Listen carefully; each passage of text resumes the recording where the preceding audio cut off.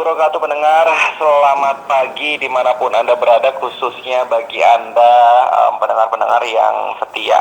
Untuk setiap harinya, setiap paginya mengikuti program Mutiara Pagi di program 1 RRI Cirebon. Saya Angga Prasti yang bertugas pagi hari ini siap untuk menemani Anda hingga pukul 6 waktu Indonesia bagian Barat bersama Mutiara Pagi di edisi Senin 29 Desember 2025. Dan sudah terhubung melalui line telepon bersama saya Kiai Haji Aminuddin yang saya akan sapa terlebih dahulu. Assalamualaikum warahmatullahi wabarakatuh Pak Kiai. Waalaikumsalam warahmatullahi wabarakatuh. Sehat ya Pak Kiai? Alhamdulillah. Alhamdulillah sehat. Dan tema atau topik pada pagi hari ini adalah Rajab, bulan pembersih hati. Mungkin untuk bisa memulai Mutiara Pagi edisi hari ini, silakan Pak Kiai bisa menyampaikan terlebih dahulu pemaparan terkait topik atau tema pagi hari ini. Assalamualaikum warahmatullahi wabarakatuh. Alhamdulillahi rabbil alamin alladzi tafarrada bil baqa'i wal qidami wal azaliyah. Ashhadu an la ilaha illallah wa la syarika lah wa ashhadu anna Muhammadan abduhu wa rasuluh. Allahumma salli wa sallim wa barik ala sayyidina Muhammad wa ala alihi wa ashabi ajma'in, amma ba'du. Qala Allah ta'ala fi kitabil karim, a'udzu billahi minasy syaithanir rajim. Bismillahirrahmanirrahim. Subhanalladzi asra bi'abdihi lailan minal masjidil haram ilal masjidil aqsa alladzi barakna haulahu linuriyahu min ayatina innahu huwas samiul basir. Para pendengar RRI Cirebon di mana saja berada, marilah kita sama-sama untuk selalu bersyukur kepada Allah atas segala nikmatnya, terutama nikmat iman dan Islam, nikmat sehat wal afiat, nikmat masih diberi oleh Allah perlindungan, dilindungi dari segala mara bahaya, mara bencana, dari segala cobaan, hingga saat ini masih dalam keadaan sehat walafiat, aman dan terkendali. Itulah yang harus kita syukuri pada saat ini, di mana ada satu daerah yang bertubi-tubi mengalami cobaan dari Allah. Semoga mereka mendapat kesabaran dan ketawakalan, sehingga mereka selalu tetap dalam perlindungan Allah dan selalu tetap dalam iman kepada Allah. Salawat dan salam semoga Allah sampaikan kepada beliau junjungan Nabi kita Nabi Muhammad sallallahu alaihi wasallam, kepada keluarganya, para sahabatnya, dan insya Allah kita semua termasuk di dalamnya. Amin ya rabbal alamin.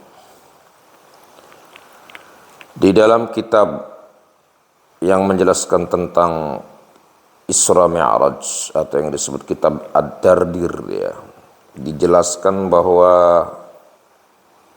sebelum Nabi Muhammad sallallahu alaihi wasallam di Isra Mi'rajkan, terlebih dahulu Nabi Muhammad dioperasi, ya, dadanya dibelah. Ini mungkin yang kedua kalinya, ya. Yang pertama ketika umur 2 tahun, ya. Kemudian yang kedua Nabi Muhammad itu dioperasi dadanya, dibelah dadanya ketika menjelang Isra Mi'raj. Nah, diceritakan bahwa Nabi Muhammad sedang istirahat setelah tawaf itu, ya, sedang gelelengan gitu, antara tidur dan melek, antara melek dan tidur. Datanglah 2 malaikat, yaitu malaikat Mikail dan malaikat Jibril, di mana 2 malaikat ini membawa bokor, membawa wadah yang terbuat dari perak gitu, ya. Nah, disitulah terjadi pembelahan daripada dadanya Kanjeng Nabi Muhammad SAW. Dioperasi dibersihi dengan air Zam-Zam, dibasuh 3 kali dengan air Zam-Zam. Setelah hatinya itu dibersihkan dari segala kotoran-kotoran yang bersifat manusiawi, ya, karena manusia asli itu pada dasarnya tidak lepas dari kotoran. Kotoran apa ya? Kotoran hati gitu ya. Iri, dengki, hasud, dendam, kadang ragu kepada akhirat gitu ya. Kadang kalau banyak uang yakin Gusti Allah itu ada gitu ya. Tetapi ketika nggak punya apa-apa dia ragu gitu ya. Itu manusia biasa. Maka tidak akan terjadi kepada Nabi Muhammad SAW karena Nabi Muhammad sudah 2 kali operasi gitu ya. Operasi yang pertama ketika umur 2 tahun, yang kedua ketika Nabi Muhammad mau Isra. Nah, ini penting sekali bahwa Nabi Muhammad saja yang sudah dinyatakan bersih hatinya, suci hatinya, masih butuh dioperasi, masih butuh dibersihkan gitu ya. Ketika mau menghadap Allah, dibersihkan dengan air Zam-Zam sampai 3 kali gitu loh ya. Jadi artinya bahwa kita sebagai umat Islam harus selalu introspeksi diri gitu ya, harus selalu membersihkan diri. Makanya kenapa kalau orang mau sholat itu wudhu dulu, dibersihkan dulu, karena memang dalam hidup kita ini tidak lepas dari salah dan dosa. Nabi Muhammad saja sudah dipastikan orangnya bersih, hatinya bersih, masih harus dibersihkan, masih harus disucikan. Nah, apalagi kita sebagai manusia biasa yang setiap hari berlumuran dengan dosa. Dosa mata, dosa kuping, dosa mulut, dosa yang ditimbulkan dari hati, pikiran yang kotor, iri, dengki, hasud, ya. Kadang karo tangga tukaran di waras-waras wis tahunan, karo sedulur iri, dengki, anak tangga bisa tuku mobil, bisa tuku motor, sengit, benci, perasaan itu. Maka di bulan Rajab ini, ayo mari kita bersihkan hati kita di bulan Rajab ini dari hal-hal yang bersifat kotor. Ya, bagaimana caranya? Ya, kalau kita ingin membersihkan dosa harus perbanyak istighfar. Ya, astagfirullahaladzim min kulli dhanbin wa tubi ilaihi. Perbanyak tuh bulan Rajab istighfar. Ya, paling tidak 100 kali setiap malam. Habis sholat 3 kali astagfirullahaladzim min kulli dhanbin wa tubi ilaihi, gitu loh. Nah, kalau hati kita iri, dengki, apa ini obatnya? Ya, apa obatnya? Kalau kita iri dengki, obatnya kita harus bersyukur kepada Allah. Kalau kita melihat tetangga kita punya mobil, punya motor, supaya tidak dengki, ya syukuran kepada Gusti Allah. Ya Allah, saya bisa bersyukur. Walaupun gak punya mobil, bahkan yang Cirebon si lancar baik, anak baik kendaraanku, mbu ngojek, mbu pinjem, tapi ya bisa gitu loh. Alhamdulillah ya Allah, walaupun tetangga saya sawahnya 10 bau, kita beli 2 sawah, tapi mangan si lancar. Nah itu namanya. Jadi untuk menghilangkan sifat hasud itu, kita harus banyak bersyukur. Maka orang yang hasud itu intinya orang yang tidak bersyukur kepada Allah. Itu loh ya. Ada tetangga kita, saudara kita punya jabatan, iri, dengki, hasud, jangan. Mereka punya jabatan belum tentu amanah. Kita yang tidak punya jabatan, kalah misalnya pilihan kubunya, kalah jadi DPR-nya, ya harus syukur. Kenapa? Karena tidak ada tuntutan dari masyarakat, tidak ada tuntutan dari akhirat, di akhiratnya tidak ada tuntutan. Nah itu. Jadi tidak boleh kita itu iri dengki. Makanya di bulan Rajab ini, ayo mari kita bersihkan hati kita dari iri, dengki, hasud. Kayak tadi itu hasud tuh. Hasud, apa obatnya hasud? Obatnya harus bersyukur. Supaya kita tidak hasud. Percaya diri. Percaya kepada Allah. Ini obatnya. Bersyukur kepada Allah. Ya. Kalau kita ingin banyak aja gitu, hati ini tidak menerima, pengennya banyak uang saja, mobil tidak cukup satu, itu kan hati tidak bersyukur namanya itu, atau termasuk orang yang takabur gitu, inginnya banyak saja. Apa obatnya? Qanaah. Kita juga harus qanaah. Itu jadi obat-obat hati itu tadi, satu bersyukur, yang kedua qanaah, yang ketiga sabar, yang keempat tawakal. Nah, 4 obat inilah yang bisa membersihkan hati kita. Bagaimana caranya supaya hati kita ini bersih dari segala penyakit hati? Ya tadi itu, perbanyak puasa sunnah. Ya, makanya caranya membersihkan hati itu kita perbanyak puasa sunnah. Kurangi makanan-makanan yang mengandung istilahnya emosi, syahwat, dikurangi gitu loh ya, supaya tumbuh daripada rohani kita itu tajam lagi.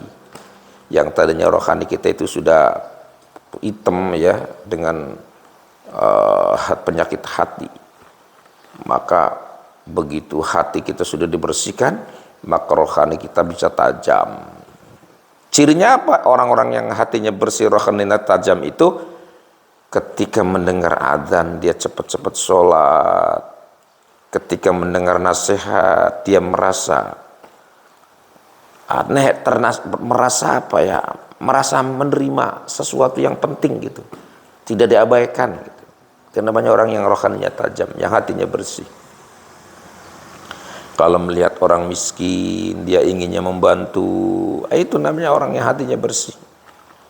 Kalau melihat orang yang sedang sukses, banyak uang, punya mobil, anak-anaknya pada sukses, dia merasa senang, bukan merasa benci gitu ya. Itu ciri orang yang hatinya sudah bersih. Oleh karena itu di bulan Rajab ini ayo kita berusaha bagaimana caranya kita menjadi orang yang punya hati yang bersih. Hasud hilang dari hati kita ya. Makanya Nabi Muhammad itu begitu dibelah hatinya, barangkali masih ada hal-hal yang bersifat manusiawi ya. Manusia itu ada 3 ya, ada 3 sifat bagi manusia asli. Manusia itu ada 3 sifat. Satu sifat setan, ada sifat setannya tuh ya. Apa setan itu? Ya setan tuh senangnya maksiat, senangnya melanggar agama, itu namanya setan. Orang waktu sholat sudah datang saja nggak cepat-cepat sholat. Cere setan yang kau dikit sholat aja, sholat isengko aja jam rolas, wis teka jam rolas engkau maning di jam 3, wis jam 3 engkau maning jam 4 sampai subuh durung sholat isya. Ini berarti ada sifat setan, sifat yang suka menentang agama, itu namanya sifat setan. Sudah jelas undang-undang itu bagus sesuai dengan syariat Islam, ditentang. Nah, itu namanya setan. Ada juga manusia itu sifat apa? Sifat hayawan. Hayawan itu apa? Ya tukang mangan. Hayawan itu kan makhluk yang makannya dikunyah, itu namanya hayawan. Nah, manusia juga makan minumnya kan dikunyah gitu ya, itu sifat hayawan. Segala setiap hari makan, minum, sarapan. Kemudian sifat sabu'iyah. Apa itu sabu'iyah? Sifat satuan galak. Apa itu satuan galak itu? Ya suka menyikat punya orang lain gitu. Suka mengambil punya orang lain. Namanya sabu'iyah. Orang-orang yang sikut kanan, sikut kiri kan gitu. Enggak tahu itu punya saudara, enggak tahu punya apa. Yang penting dia kalau ingin jabatannya diambil gitu ya. Orang lagi enak-enak duduk di kursinya dicabut, ya ribut jadi. Ya, untung sekarang sudah islah gitu loh. Nah, itu namanya sabu'iyah. Sabu'iyah itu ya seperti satwa binatang yang galak gitu ya, seperti macan, itu sabu'iyah. Jadi kadang manusia juga punya sifat seperti itu. Sudah jadi kuwu pengen jadi camat, sudah jadi camat pengen jadi bupati. Jadi tidak pernah habis, tidak pernah puas dalam hidupnya. Ya, itu namanya sifat manusia. Nah, di bulan Rajab ini mari kita kurangi gitu loh. Kalau sekaligus nggak bisa, tetapi kita bisa juga mengurangi dengan apa tadi? Memperbanyak puasa, memperbanyak sholat tahajud, memperbanyak baca Quran, memperbanyak sodako, itu ya. Itu termasuk daripada obat, ya, obat hati. Makanya di dalam syair itu ada obat hati ana limang warnane. Ah ini ya, terapkan di bulan Rajab itu. Yang pertama maca Quran lan maknane. Oh sudah jelas itu ya.